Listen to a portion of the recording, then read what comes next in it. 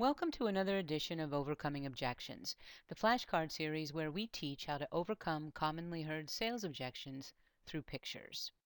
One of the questions we hear a lot from trainers is when a new person is trying to find a way to get referrals, they'll frequently hear, "I don't give referrals." So, is there a way to shortcut the learning curve and consistently train new people how to move past this objection? So in the next 2 minutes, we're going to show you how we would handle it and tell you why. And because this is a flashcard learning system, we're going to teach through pictures. So first, we want you to take a good 5-second look at the upcoming picture because it's loaded with clues to help you learn and teach a solid response to the objection. So here's the picture, and this is the response we would teach. I understand how you feel, Bob, because I felt the same way at first. I thought, I don't want anybody giving out my name and number. But what I found is that most families truly need our help. And when they don't, they tell us, and that's the end of it. No pressure whatsoever.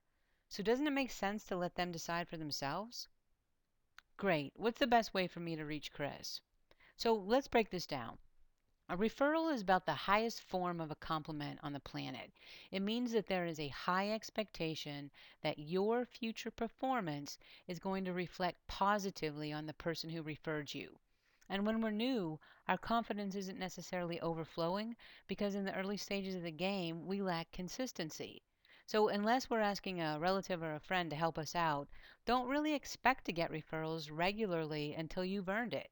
So, we're going to begin by validating the client's feelings because at one time we felt the same way. So, we start, I understand how you feel, Bob, because I felt the same way at first. I thought, I don't want anybody giving out my name and number. Then we share what we've discovered along the way. But what I found out is that most families truly need our help. We let the referrer know how we intend to approach the prospect, and when they don't, they tell us, and that's the end of it. There's no pressure whatsoever. And then we move to the question that carries a yes response nearly 100% of the time. Doesn't it make sense to let them decide for themselves? And then we close with, great, what's the best way for me to reach?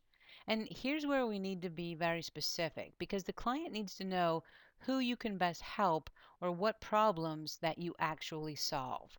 So the next time the client says, I don't give referrals, remember the flashcard with a help or the distress signal remind you that there are people who need your help and let that guide you through handling the objection. If you think it could help, give it a try this week. And thanks so much for watching.